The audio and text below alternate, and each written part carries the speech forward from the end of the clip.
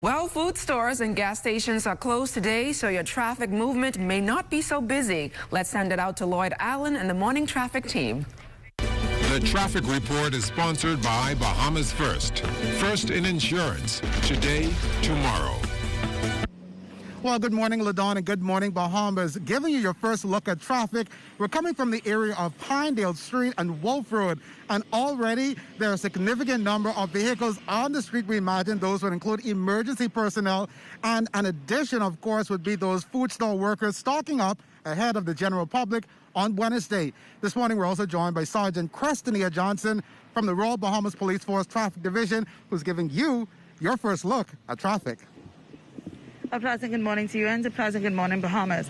Well, during the 24-hour period, we've had 17 traffic accidents, 2 of which involved injury and 15 that involved damages. At this time, we still have 10 persons hospitalized as a result of being involved in a traffic accident. And a follow-up question, Sergeant Johnson. You've observed some statistics during peak traffic periods. Talk to us a little bit about that.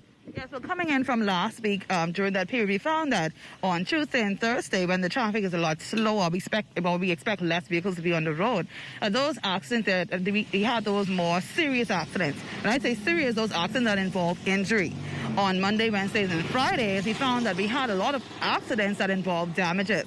So what it simply means is that when the road is clear, or when we expect the road to have less traffic, that we are still not driving with added care and caution. So just advising the general public as relates to these particular stocks that we have gathered during the last few days, that if you are traversing the street, be it Monday, Wednesday, and Friday, or Tuesday and Thursday, to do so with added care and caution. Remember, you are not only driving for yourself, you're driving for others, and we have a lot more road users, that is pedestrian traffic.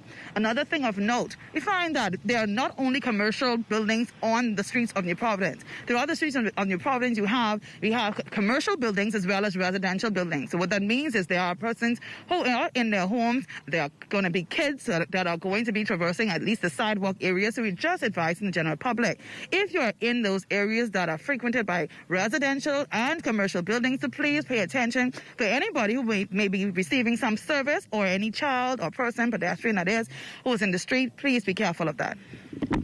Well, some great updates coming in there from Sergeant Johnson. And another good point this morning, over the lockdown period, some upgrades happening on the streets, like this traffic light behind me. We're seeing that it's a new traffic light, so it's functioning very clearly.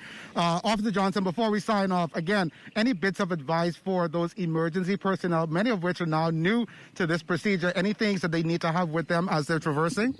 So as it pertains to any essential workers, so this is a standard that we already communicate with the COVID enforcement units, and they are informed that they're on the streets. However, we're just asking as much as possible the new persons, that is store owners, if you're traversing the streets, and even if your light is in a form where it's blinking on amber or it has the red signal, so please pay attention to these intersections. If your intersection is blinking amber or yellow, that means that you are to traverse that area with caution. The persons who have red, when you go into the intersection, you need to stop and yield to the persons on that intersection that it has the amber light.